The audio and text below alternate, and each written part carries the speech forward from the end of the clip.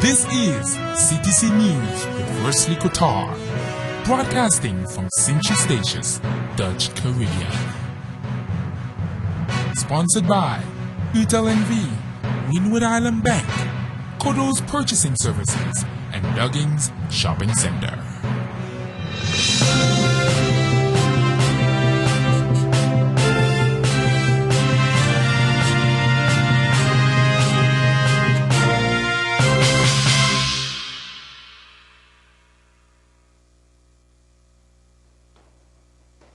It's Monday, April 8, 2013 on the Golden Rock. Good evening, I am Wesley Qatar, and this is CTC News broadcasting live from CTC Studios at Statius Mall. Tonight in local news, police arrest another break-in suspect, National Ombudsman visits Statia, historical rum distillery found in Lower Town, dog walk on Selandia. Details in local news after a word from our sponsors. Thinking about building your home or business? Well, you can check us out at City Creativity. Here we can design or take your design and ideas and add our touch of creativity to architectural drawings and details which will build your future home or business. At City Creativity there are two options. Option 1, our basic prints, which includes all floor plans and details with 3D views of the exterior. Option 2, our advanced prints, which includes all floor plans, details, 3D views of the exterior and interior with realistic pictures of the entire property, giving you a direct look into your future. Give us a call at 318-1627 or 318-4664. City Creativity, where creativity stands out.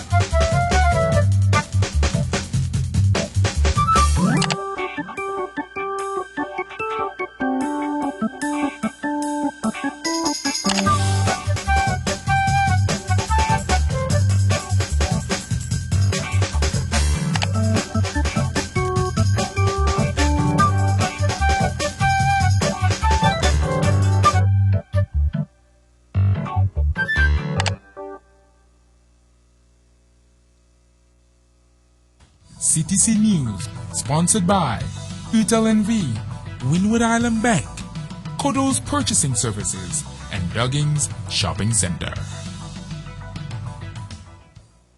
Chief of Police Ariane Kalkhoven reported that the police have made yet another arrest in their ongoing investigation into a series of recent break-ins on Sint-Eustatius. The 3 persons that were already in police custody were released last week. In total, the police have made 4 arrests in this case, with more arrests expected, Kalkhoven said. He said the arrests have led to solving several cases of break-ins and theft. The suspects worked together in groups of mixed composition. The police carried out a traffic control on Thursday morning, during which motorists were controlled on insurance documents and driver's licenses, as well as on the technical state of their vehicles. Several fines were issued to drivers who couldn't show driver's licenses or insurance papers. Warnings were handed out for cars equipped with smooth tires. The owner of a scooter saw his vehicle confiscated because he was driving around without proper authorization. He told the police he had applied for a license but had not received the documentation as yet. This means he was not yet allowed to take his vehicle to the streets. And just a reminder for the general public, 2 staff members of the National Ombudsman's Office will be on Sint-Eustatius. From April 8 to 12, you can meet with them on the following days. Tuesday, April 9th, from 9:30 to 12 p.m. at the Public Library. and or on Wednesday, April 10th from 5 p.m. to 7:30 p.m. also at the Public Library. Complaints about local government, the Rijksdienst Dutch Caribbean, police, the public prosecution, or another government organization can be addressed here. Remains of a historical rum distillery were uncovered during excavations to facilitate the expansion of the parking area near Smoke Alley in Lower Town, Oranjestad. The working area was created to accommodate visitors to the Easter celebrations and to improve the flow of traffic in that area. St. Eustatius Center for Archaeological Research, SECAR, monitored the work in case important historical finds were uncovered. SECAR archaeologist Joost Moorsink said 2 small walls and a part of a yellow brick floor were found by island archaeologists Ruud Stelten, Moorsink, and local volunteers. The finds, consisting of built-in fragments of a rum distillery, were recorded and documented. Similar structures were found on Pleasures and English Quarter and in the northern hills of St. Eustatius. This find shows that some industrial activities were also conducted in Lower Town and that not all buildings in this area were warehouses. SECAR is urging the general public not to conduct any excavations in these locations on their own behalf because archaeological investigations and objects found are considered of great importance, and this crucial information may be lost forever when people conduct excavations. At this moment, SECAR has no intention of conducting more excavations. Further excavations would go deeper into the cliff and could destabilize the area near the cliff of Kingswell Resort, Joost Moorsink said. Historian and director of St. Eustatius Monuments Foundation, Walter Hellebrand, said he appreciated it very much that he was called down by SECAR to have a look and share knowledge to determine what the find could be. He explained to them that there were small industrial workshops on the bay in the 18th century, like sugar bakeries and blacksmith shops, both of which required furnaces. He also told them the structure looks very much alike the furnace of the Pleasures Distillery. St. Eustatius Animal Welfare Foundation is hosting a dog walk on Zeelandia Beach on Sunday, April 14th at 10 a.m. Everybody is welcome to come along for the walk, even without a dog. Dogs must be on a leash. The entrance fee to walk includes entry into into a raffle and various competitions with prizes. Light refreshments will also be available.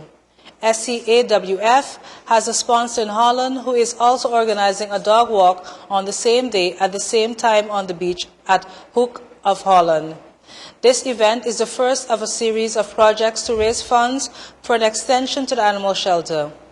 The recent shelter was never intended for long-term accommodation for animals, but only suitable for pre- and post-surgery use on clinic days.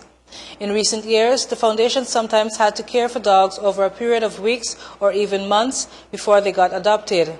Now, they want to improve the facilities to provide larger runs with both outdoor and indoor areas so that longer-term occupants are more comfortable.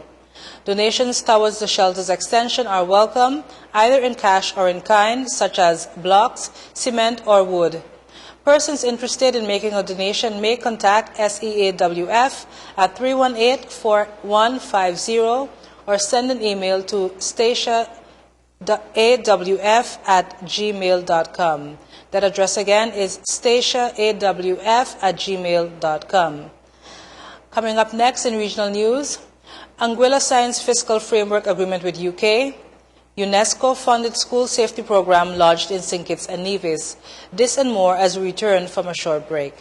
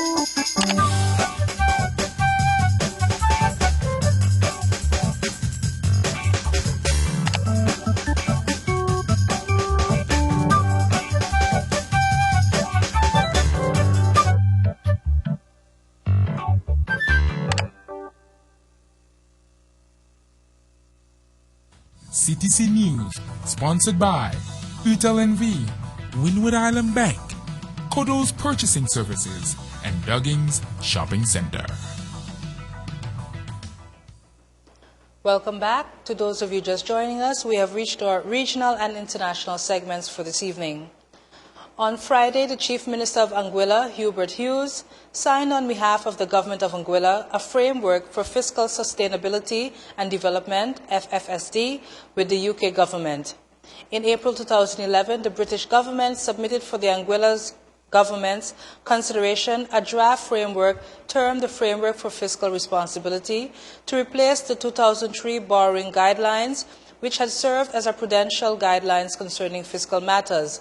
However, those borrowing guidelines proved to be inflexible and unable to withstand the rigors of the financial and economic crisis that has rocked the world since 2008. Hughes said it had taken some time to achieve consensus with the UK government and to arrive at an arrangement that both sides can live with. I can state that we have arrived at the point where the new framework, the Framework for Fiscal Sustainability and Development, for short, can be signed, he said. Britain has agreed to provide a grant of the equivalent of 12.5 million EC dollars for 2013 to assist Anguilla's economic growth and development and ensure that the territory can undertake crucial projects without using its fiscal reserves. Hughes noted that he originally requested a grant of 140 million EC over a period of 3 years to support capital development. Further tonight in regional news, the UNESCO-funded school safety program was launched in St. Kitts and Nevis in March in a ceremony to mark the handing over of critical equipment and promises to revolutionize the learning experience for the Federation's children as they learn in a more secure environment. Government schools in St. Kitts are now equipped with the tools necessary to ensure that children are kept safe during man-made natural disasters or other threatening circumstances that can occur while they are at school. Education planner Quinton Morton commended Senior Education Officer Michael Blake for his commitment to the school safety program, which was being consummated with the addition of the relevant equipment after the launch of the School Safety Manual earlier this year. In response, Blake, who spearheaded the proposal to UNESCO for assistance with the school safety program, said it was an important step as it moved school safety from theory and ideal to practical action. The training involves such services as the Fire and Rescue Services, Red Cross, St. Christopher and Nevis Police Force, and the Public Works Department, among other partners. Tonight in international news, experts triple estimate of world dengue infections. Around 390 million people are infected each year with dengue fever, the world's fastest spreading tropical disease, more than triple the current estimate by the World Health Organization experts said on Sunday. The new finding, based on several years of analysis, underscores the growing burden of the mosquito-borne viral disease, which is also called breakbone fever because of the severe pain it can cause. There is as yet no approved vaccine or specific drug to treat dengue, which is not normally fatal but lands many victims in hospital. Researchers from the University of Oxford and the Wellcome Trust presented their results, along with a detailed map of dengue distribution in the journal Nature. Their new figure includes 96 million severe cases and approximately 300 million mild or asymptomatic episodes. That compares with the World Health Organization's most recent estimate for overall infections of 50 to 100 million a year. The high number of relatively mild cases offers little cause for comfort, since it suggests the reservoir of disease is far larger than expected. What is more, dengue is a disease that hits more than once, and people who get it mildly first time are more likely to have a serious episode if bitten again by an infected mosquito. The asymptomatic patients, in terms of future burden of disease, are a very important contributor, said Jeremy Farrar, director of Oxford University's Tropical Disease Research Unit in Vietnam. Spread by the Aedes aegypti mosquito, dengue has grown rapidly along with urbanization and globalization because it thrives in tropical megacities and is easily spread in goods containing small puddles of water, such as used tires. Climate change is also making more parts of the planet habitable for the dengue-spreading mosquito. As a result, half the world's population is now exposed to the disease, mostly in the developing world, but also in parts of Southern Europe and the Southern United States. The researchers estimated that 70% of the world's serious dengue cases were in Asia, with India alone accounting for 34% of the total. The Americas, mainly Brazil and Mexico, made up 14%, while Africa's dengue burden was nearly as large. And that concludes our local, regional, and international news stories for this evening. Stay tuned for your local weather forecast coming up next.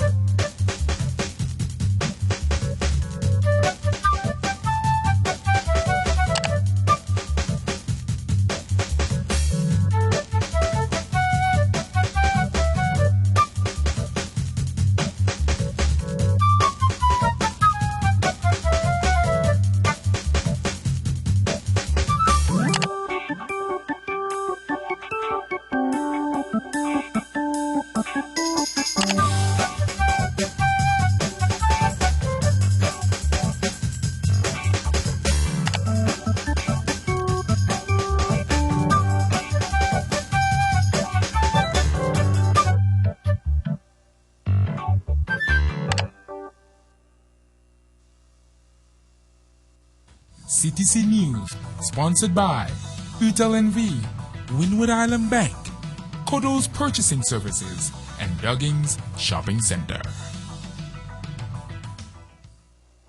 And now for your 3-day weather forecast for the islands of Statia, Saba, and St. Martin. We'll begin on Statia and Saba. Tonight, Monday, April 8th, late showers with a temperature of 84 degrees Fahrenheit, 30% chances of rain with winds east-northeast at 16 miles per hour.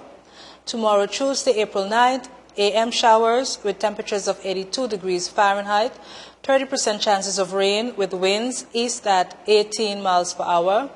On Wednesday, April 10th, AM showers with temperatures of 82 degrees Fahrenheit, 30% chances of rain with the winds east at 18 miles per hour. And now for the weather conditions over the next few days on St. Martin.